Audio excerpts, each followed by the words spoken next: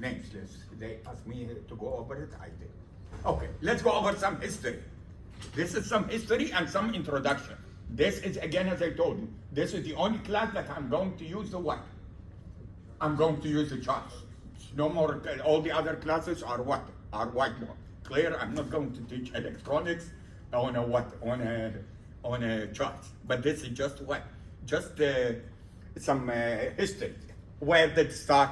It started with the invention of what? Of the transistor, which happened in what? In Bell Lab in 1947. This is how the transistor looked like. Look how ugly was it. One second. Before we get into this, I want to show you this is a transistor, the first transistor. You see how bulky is it? So ugly. 1947, which is now, I mean, it's celebrating more than 75 years. So 75 years ago, the first transistor was created. Now, before that, this is how the computer looked like. Mechanical. It's called the Babbage difference engine, doing what? Simple operation. It consists of what? 25,000 mechanical parts. Everything is mechanical, no digital. You see rotators. It's like a slide rule. It's like a slide rule. It's called the Babbage computer. This is the original one. Then what? It became what? Vacuum tubes. Have you seen a vacuum tube? Big. Are you following? This is all what? There was no transistor. This is pre-transistor. Vacuum tube. This whole room, it needs to be what? Cooled continuously, because it gets what? It gets very hot very quickly with all of these vacuum tubes operating there. This is all they call it the ENIAC, the first electronic computer, which is what? In 1947. Came then what? The transistor, single transistor, 1947, Bell Labs. Yes, 3 scientists working on Bell Lab, they came up with the transistor. How is that different than a diode, for example? A transistor is how many terminals? 3 types terminals. Clear? The what? The base, the source, and the what? And the collector. They call it what? The bipolar junction transistor. This is the first integrated circuit. Actually it's prior to 1960s, 1958. First integrated circuit, I see, there was one transistor in the circuit. One transistor in the circuit, in the whole circuit, there's one transistor. And there's what? The others are accessories, like resistance, capacitance, and so on and so forth. They generated the first integrated circuit. Intel, and 1971 came up with the first microprocessor. They call it the 4004. Look at how many transistors are there. On the same what? On the same board, but now how many transistors are there? 1,000. Why? Why the other one in 1958, one transistor, and here is 1,000? And we are talking about what? We are talking about 10 years later, roughly 10 years later. Transistor became what? Smaller and smaller and smaller, which means what? They can integrate a larger number on a single what? On a single board. Clear? This is the Intel microprocessor. This is the Pentium 4, which means it has what? 4-core Pentium 4 microprocessor. Look at how many transistors. This 2005. How many transistors there is? It's 125 million. 125 million. Look at the size, by the way. 112 millimeter square. Clear? That's the area. 125 millimeter square. Technology, CMOS. So in other words, they migrated from the BGT, the bipolar junction transistor, to the what? To the CMOS technology. There are a lot of advantage of CMOS compared to the BGT, which we'll study. 90 nanometer, this is the width of each transistor, the width in each transistor, 90 nanometers. By the way, currently is what? Around 10 nanometer is what? 2 to 3. Smaller. Oh, and right now, actually, they are what? They are fabricating it in a 3-dimension, which means what? They put the transistor on top of transistor so that they can use the same what? The same area, but add what? Add more transistors in a 3-dimension. It's crazy, as you will see in graphs like this. And this is the operation is 3.8 gigahertz. Clear the frequency, 3.8 gigahertz. This is the Intel Core in 2006, 291 million. Clear? What was the previous one? 2005. It was what? 125 million? 291? And what are we talking about? 2005 to what? 2006. 2006, which means almost what? A year. Almost in a year, it almost what? It almost double. And look at the technology they use in here, 65 nanometer, compared to what? 90 nanometer, which means what? It got smaller. Clear? Oh. This is still happening. By the way, you can tell that the chart is a little bit outdated from our textbook. So when it says still happening, what year? We are talking about 2009. Clear? Oh, how many transistors? 2.91 billion. Currently, by the way, some memory chips exceeding 10 billion transistors. Memory chips, especially with memory chips. Clear? At 10 billion, it's just scary. This is, by the way, a memory which is SRAM. SRAM stands for what? Static Random Access Memory. Static. We will talk about both static and dynamic logic in just a second. What is the size here? 22 nanometer. It's getting what? Smaller and smaller. Clear? And so that they can pack more transistor on a single what? On a single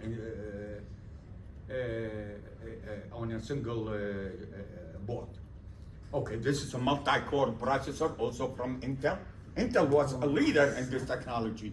Currently, they are struggling. They are struggling badly. Are you following me or not? They are struggling a little bit badly. But it's you know, mismanagement. I don't know what happened, but I mean, you know, it was the leader in it. This is 4-core, which means what? 4 processors on the same chip. And what I will talk about transistor count is 1.4 billion. The die size, when you say die, is this. This one is how much? 160 millimeters square. Clear the area. So in 50 years, about 50 years span, actually it's more than 50 years span, it changed the integrated circuit. By the way, the first integrated circuit used what? I said one transistor actually is what? 2 transistors to design a what? A flip-flop. Are you familiar with a flip-flop? Flip-flop is what kind of a logic? Bistable? What is it? Combination logic or sequential logic? Combination. What is the difference? 320. 320. What is the difference between combinational logic and sequential logic? In a combinational logic, the output at any present time depends on the values of the input at that time only. Which means what? It does not possess any what? Any memory. Does not have any feedback. Does not have any memory. Clear? We call it combinational logic.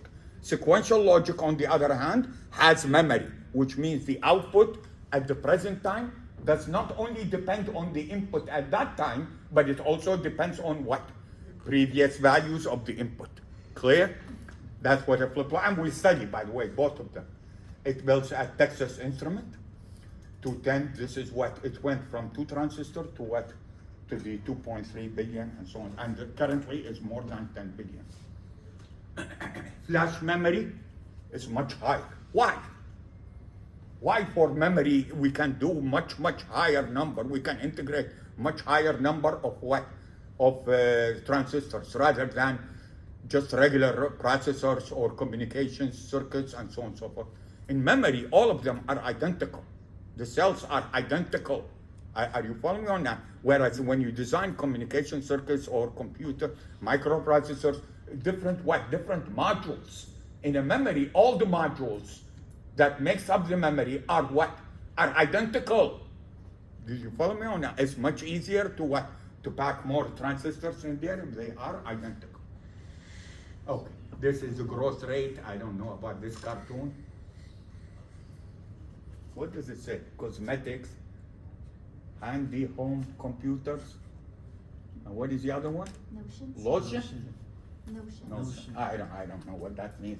But it's saying what? The growth is more than 50%.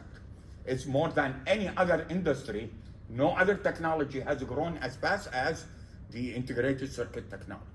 Clear? What is it driven? It driven by the miniaturization of transistors. Transistor gets smaller and smaller. Smaller, cheaper, faster, lower in power consumption. Clear? By the way, all of these properties distinguish the CMOS as compared to the what? To the BJT, to the bipolar junction transistor. Smaller in size, faster, and lower in power as well.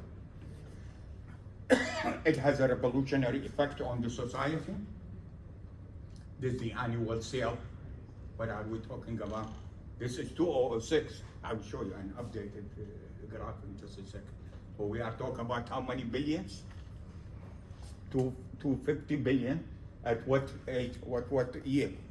2008, which is almost what? Almost 20 years ago. 250 billion.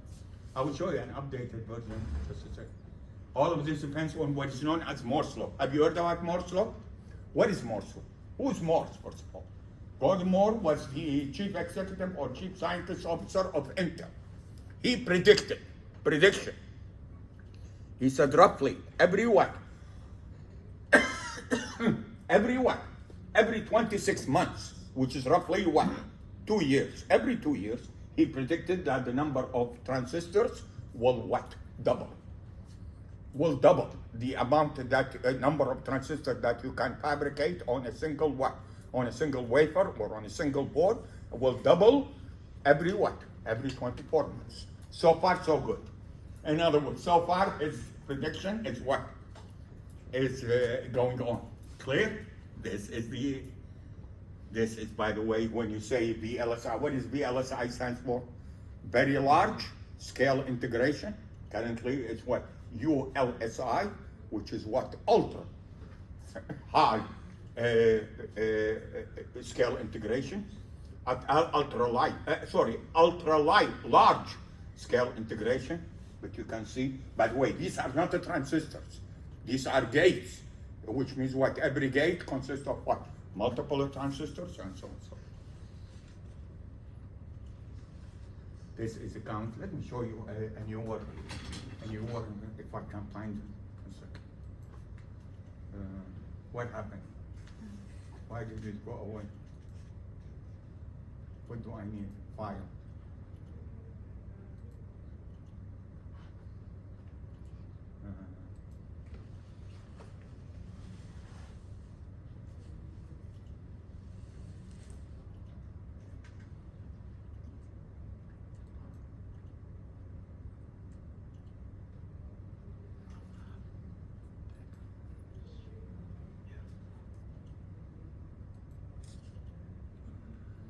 Okay, can you see? What is this? This one goes a little bit later. So we are talking about what? Roughly 5 years ago or something. Mm-hmm. This one is what? Which color is this? This is a transistor sold, and this is the price. You see the price? Mm-hmm. It's going what? Down. It's going down, whereas the number of transistors is going up. Look at the numbers there. We are talking about what? 4. So it's what? 1 trillion? Is that trillion? Yeah, 1 trillion. 10. And it's going to 10 trillion and so on. And this is, by the way, this one. Last thing I heard, it was what? 10?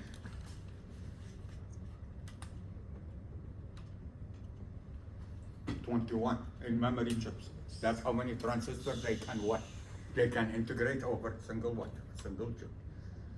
The other one is this one, transistor per processor. I think I missed one, which is this scaling, transistor scaling and density per unit what? This is per unit millimeter square. So how many transistors you can fabricate on a what? Per millimeter square of area. Clear? And again, you can see that is what? It is increasing, and the cost and the sizes are what? Are getting smaller. The yellow one is size, getting smaller and smaller. And the last chart is a transistor per processor. Again, what are we talking about? If you go this way, 10, what is this? 10 billion. 10 billion and higher. Clear? Transistor. Okay, so these are charts a little bit more, this is the minimum feature size shrinking, 30% every 2 to 3 years. This is shrinking. You see, remember we said 90 nanometer somewhere here. This one 90 nanometer, look at this right now. And this is, we are talking about 215. Currently it's about 10 nanometer. Clear? So it's getting smaller and smaller. What is this? We saw this. Strange thing is the speed. Can you see this strange thing in the speed? It leveled. It leveled. In other words, the speed did not what? Did not increase as sharply as the other parameters. This one leveled. Do you see the level? Yeah. Clear? Strange or not strange? By the way, the power consumption, the faster, you might say, but you just said each device consumes little power. I understand each device, but do we have one device or do we have 10 billion? So the totality, look what happens, by the way, if you don't, there's a power dissipation. I want you to see what are we talking about. In kilowatt. In kilowatt, why? Because we are taking the total power dissipation. We are not looking at what? At individual transistor. We are talking about the totality. Okay. This is all the data on the power transmission, power density, which is the, again, how much power is being spent in a centimeter square. Not enough cooling. Look what happens. This is the what? This is the IC, the integrated circuit. Remove the cooling from it. This is AMD, not Intel. Remove the heating from it. Sorry, remove the cooling from it. What happened? Integrated circuits, what? God damn, it's burned out. You follow me? Because of all the power consumed. Clear? This is what happens to it. If enough, not enough. Are we using this only in microprocessors? Look at all the devices, the smartphones, all of these, what is known as Internet of Things, all of the devices, electronic devices in medical field, in the sensor field, tracking, and so on and so forth. All of them, they use chips. There is what is known as system, SOC. What is SOC stand for? System on chip. System on chip. Clear? This is, by the way, we have a course in at Northridge on system on chip. And anybody taking this class? Yeah, it's a very interesting class. By the way, the professor was my student. Huh? The professor was my student. Oh. That tells you how old I am. Saba, right? Yeah. So he's a very nice professor. You will enjoy the course with him very much. But he took with me 320, 442, and so before he graduated. Okay, so you can see that in all commercial electronics, consumer electronics, and so on and so forth, cameras, video cameras, and so on and so forth, video games, and so on, iPad, all of them, they use a microprocessor. Okay, now the abstraction, design abstraction. What are we going to cover in 442? We are going to be looking at the device level. We are going to be looking at the circuit level. We are going to be looking at the gate level, a little bit of the module level, but we are not going to get into the system level. Clear? That's the other one. That other course that I was just telling you about, where you can integrate all parts of a system, a communication system or a computer system, and so on and so forth, on a single chip. This is integration on a system level. This we leave it to the other class. Our interest is basically on this one. This is the one that we are going to mostly interested in, which is circuit design. What is the challenges in digital design? Microscopic and macroscopic. What is the difference between microscopic and macroscopic? Macroscopic is what? Looking at the whole thing. Microscopic is getting into what? Minute detail. Clear? In microscopic problems, we need to come up with ultra high design, speed design again. Interconnect. What does interconnect mean? Between parts. The wires. Yeah. Those wires that you connect one component to another component. Now, why is this one important? These wires, if they get close to each other, they are going to what? They are going to interfere with each other. especially, by the way, if there is a capacitor in between, you know that the capacitor is what? It's an AC coupler, which means what? If there is an AC signal on one wire, it will be coupled to what? To another one. Clear? So the interconnect is very important. The noise, the crosstalk, I just told you about. When we talk about the noise, we need to talk about noise margins. Why is this? First of all, what is the beauty of digital over analog?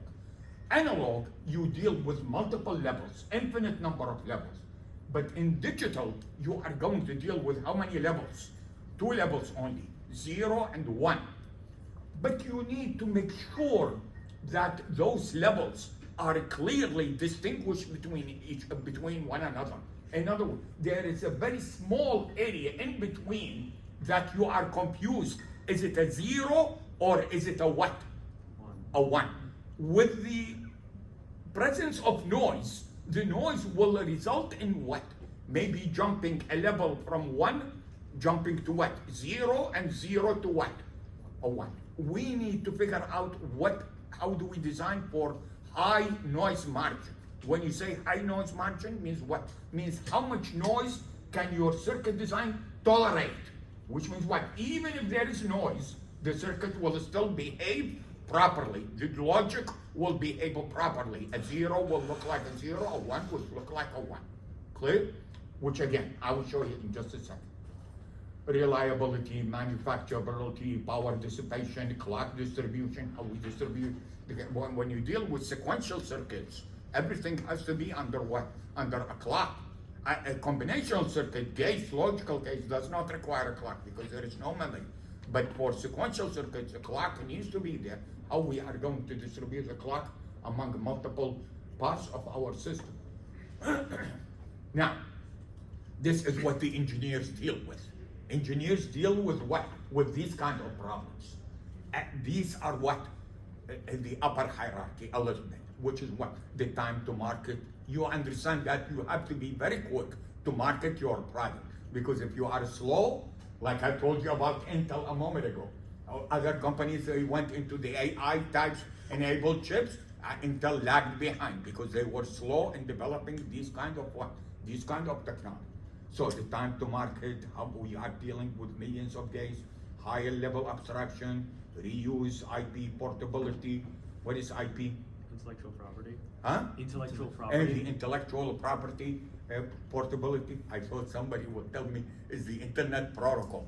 It's a protocol that is used in the internet, but it's not here. This is the intellectual property, predictability, and so on and so forth. Clear? What is parasitic? It's characteristics that you don't want that exist in the circuit. You don't want, but it exists in the what? In the fabrication, capacitor. We call it what? Parasitic capacitor. Clear? And we have to take those into account because it results in what? It results in the changing of the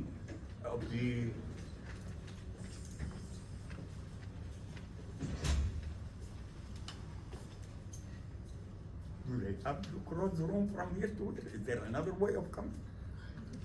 I don't think so. It looks a little bit strange, but anyway, that is fine.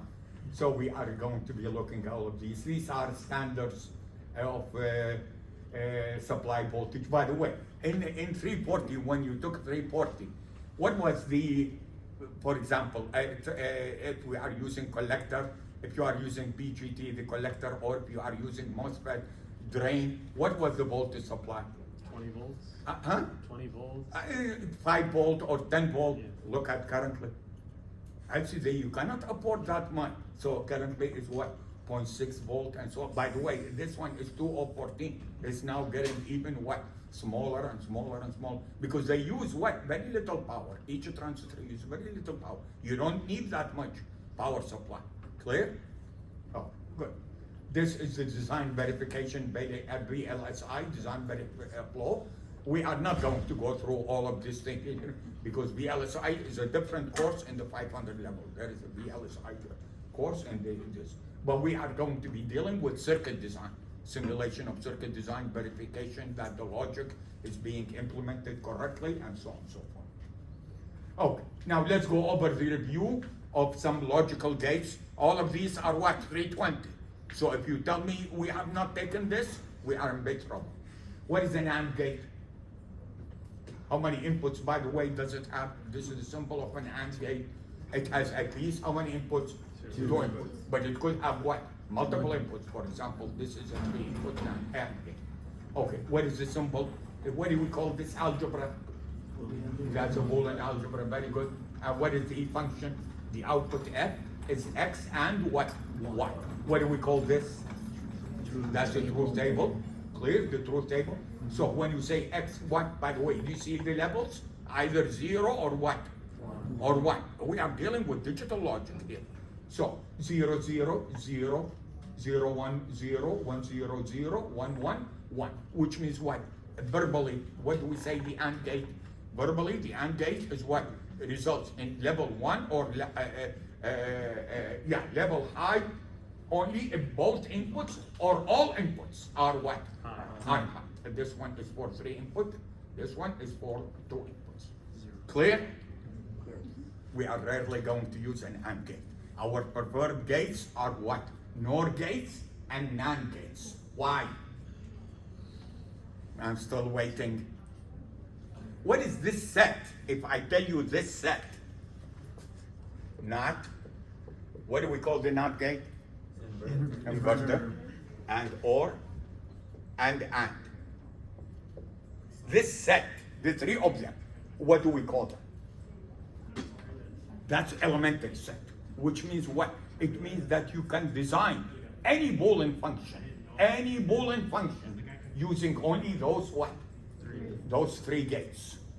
Did you get it or not? Then came the what? The NOR and the NAND, which I will refresh your memory. And the NOR and the NAND, you design any logical gate using only what? One type, either all NAND or all what? NOR. Did you get it or not? This one is much easier. Why? You don't have to worry about what? Getting OR and NAND. You can build everything based on what? Based on the NOR and the NAND. However, our digital design, as you will see when we start this Wednesday or next week, everything is based on the inverter. Everything is based on the inverter, which is the what? How many inputs does it have? One. It has 1 input. Clear? Everything is based on the inverter. We will see that in just a second. Clear the AND gate? Okay, good. OR gate? Any question? Again, how many inputs? 2? At least what? At least 2. It could be more. 2. Clear? And what is this? Oh, verbally, what do we say? The output is high if what? At least one of the input is high. Okay, by the way, when you say at least one of the inputs is high, it already covers or both are what? Or both are high. It's already implied. Did you get it or not? It's already implied. So when you say at least one of them is high, it means what? It covers the case when both of them are high. Clear? Is it rings a bell? Yes. Okay, good. That's a NOT. How many input? 1. The NOT, the difference between the NOT and the other case are what? Are the has only 1 input. This is high, it comes what? Low. This is low, it comes what? High. Clear? Yeah.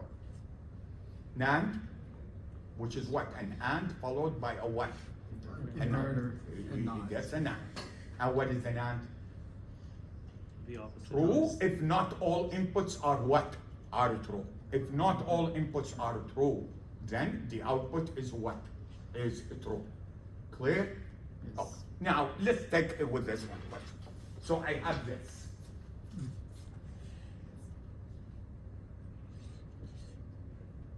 A, B, and F. Yes? How can I use it as a NOT gate? As an inverter? I'm still waiting. As an inverter, what do? I take the A.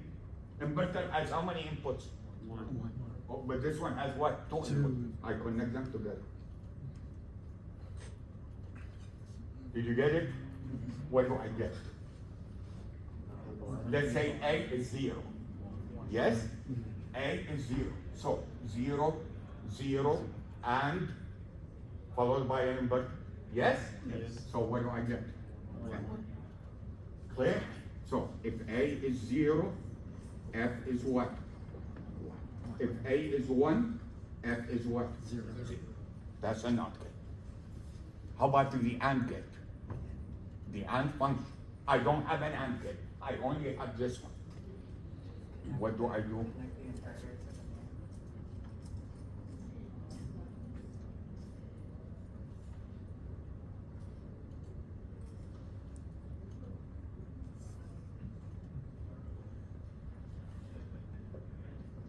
Did you get it? What is this one, by the way? The Boolean algebra. It's A and B, the whole thing what? Bar. Yes? Losing me? Okay, and then inverter. So what is this? Which means what? Which means that we created an AND gate. But did we use an AND gate? No. How about the OR? You have two inverters going into the NAND? Are you answering the question or you have a question on No, this? I'm answering the question. Sorry. Okay, so let's see. I want this one. This one, I want to create this one, A or B. What do I do? Go ahead. You use two inverters going into NAND. This is A.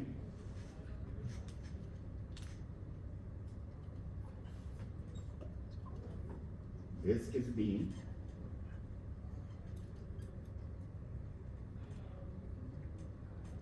Let's see. What is this one? A bar. A bar. What is this one? B bar. What is this one? A and B. Equal to what? A bar A bar. and B bar. The whole thing what? Bar. Bar. And by the De Morgan's, do you remember De Morgan's theorem? What is it? A and B. Or B. So we were able to get an OR functionality from an AND gate only. Clear? No response. Clear? Yes. Okay, can we do the same thing with the NOR? Yes. I will ask you to do that at home. Clear? With the NOR by itself, just the NOR by itself, you can design any Boolean function. Any Boolean function. Clear? Okay. XOR? You remember the XOR? By the way, can you design anything using XOR? No, you cannot do that. You follow me or not? You cannot do that. What is XOR? Exclusive OR. Is what? The output is high if either of the two inputs is high, but not what? Both. Only one of them. It's not both. What if I have a 3 input? XOR. Only one? Only one is what? Is high. The output is what? Is high. Or what? 3. An odd number of inputs. An odd number of inputs, the output will be high. Even output will be low. Clear? No. What is this? X NOR? X exclusive OR with Y, the whole thing what? Bar. But by the way, can you design this one using the NOR gate? Yes. Or NAND gate only? How? Can you show me how? How to design an XOR? I want to design an XOR.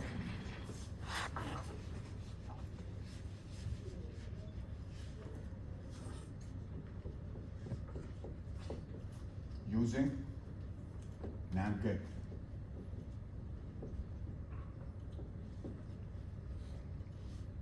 First of all, write the Boolean algebra for the XOR. What is the Boolean algebra? F, A, B bar, or A bar, B. Do you agree? No response. Do you agree? Yes. You lost me here. XOR.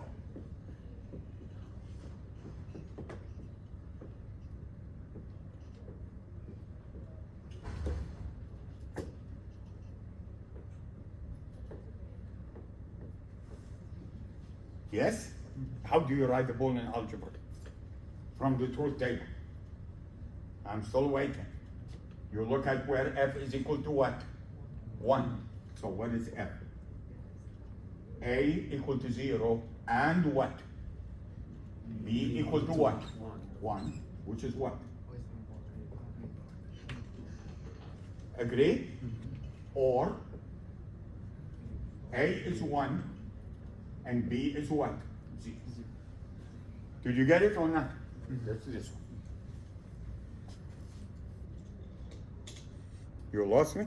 No, You lost me? I did not. Yeah. Oh, then what do we do? Is You invert one of the.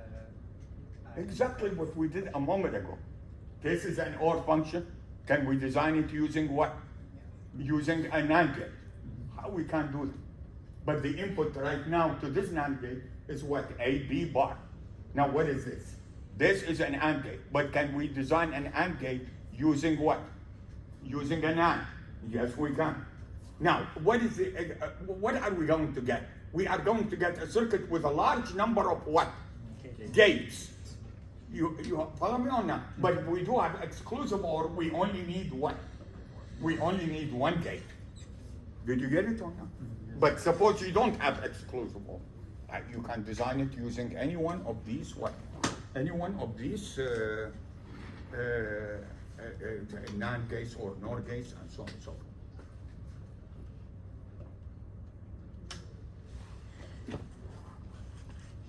By the way, how does the XNOR differ from the XOR? Opposite. Opposite, which means what? A true only even number of inputs are what? Are true.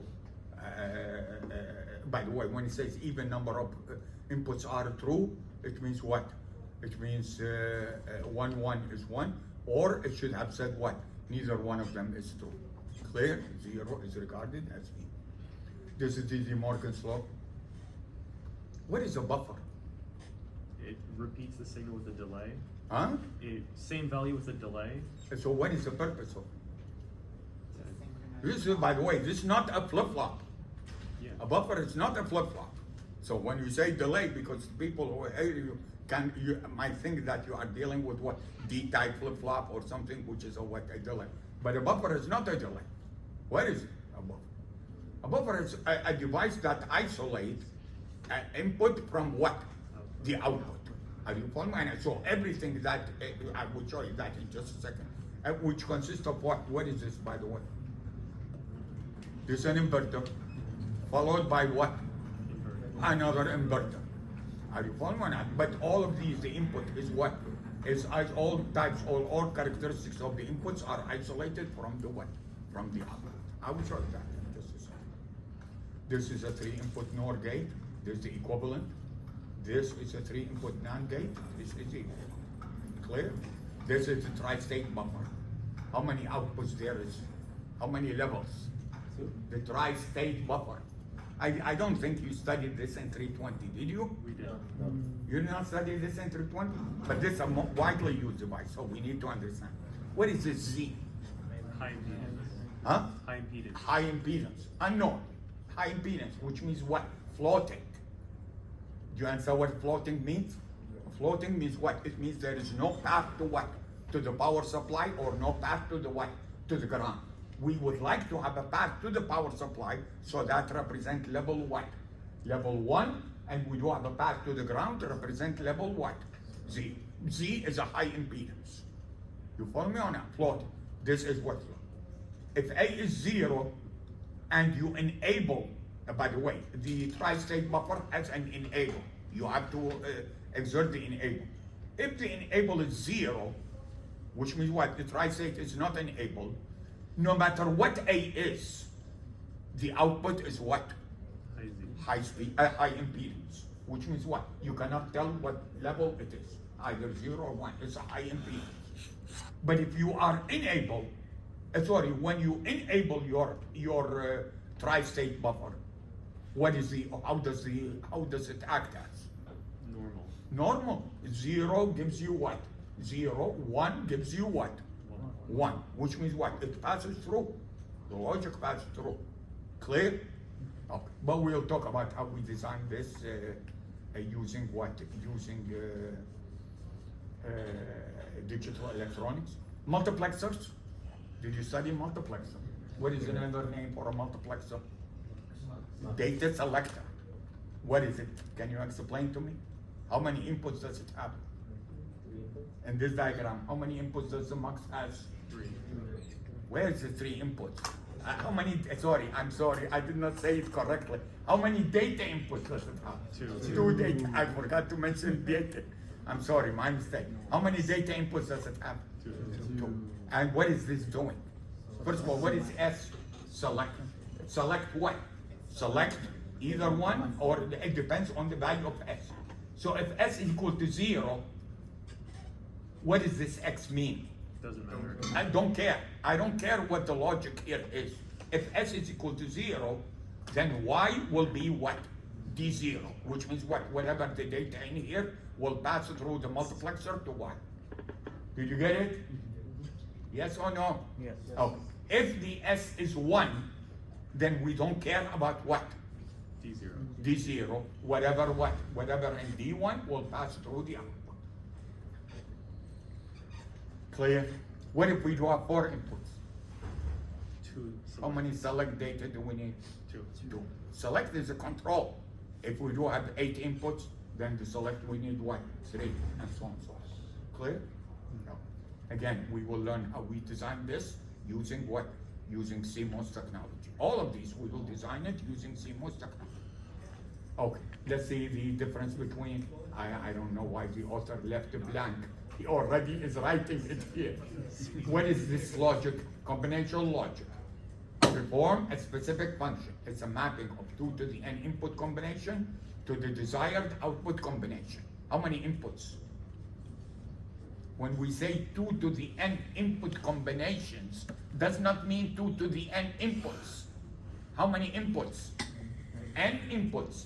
But with n inputs, how many combinations can you have? 2 to the n. Why? Because every input could be either a 0 or a what? Or a 1. So it's what? 2 raised to the power what? N. No internal state or feedback. There is no memory in the system. Clear? We only suffer from what? Given a set inputs, we will always get the same output after some what? Propagation delay. Propagation delay. Are you following one? Either propagation delay. Clear? Now, the other one, what do I fill in? Sequential logic. By the way, see it here. This combinatorial logic, do you see any feedback? Sequential logic, is there a feedback? This is the state. State means what? The state of the combination. This is, by the way, combinatorial logic, but with the addition of the feedback, it becomes what? A sequential logic. And what do you say?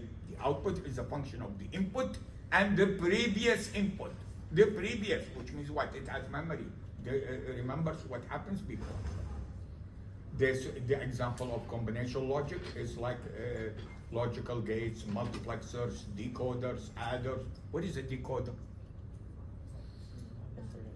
What is an encoder, decoder? What, did you study it in 320? You must have, but you forgot. Who teaches 320? Huh? He retired.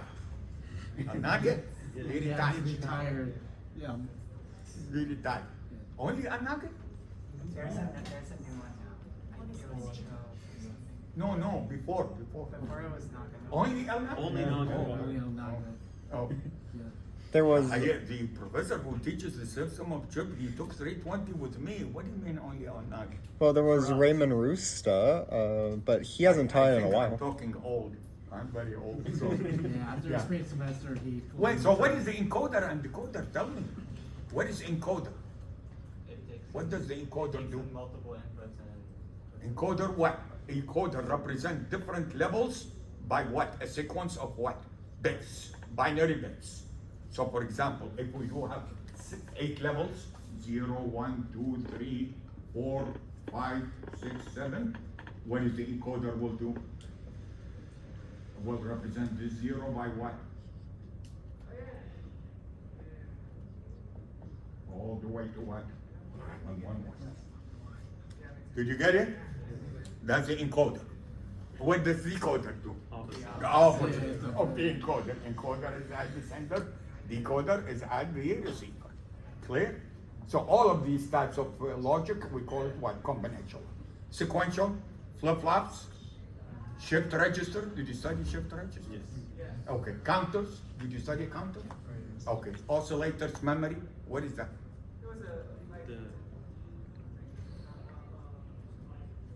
The Oscillation. Yeah. What do we, this one is 443. I'm not taking 443. This is the vibrator circuit. Multi-vibrator, univibrator, single. The circuit behaves as what? Oscillation, generating what? Periodic pulses. 1 0 1 0 1 0. You can use it as a clock and so on and so forth. I doubt we have time, but I included it in the syllabus just in case, to prepare you to take 443 in case you take 443. Okay, transistor types, bipolar. We are not going to be interested in bipolar, or a little bit, not much. We are going to be interested mainly in the what? In the metal oxide semiconductor field effect transistor. We call it what? MOSFET. MOSFET has two types, NMOS and PMOS. What is that? 340. You told me you took 340 a little bit. What is NMOS? It's the way the silicon is doped. It's the way the gate, the potential of the gate will change if it's conducting or not. No, we will see next time if you remember anything. How do you dope it? Either with You are doping the silicon. Yes.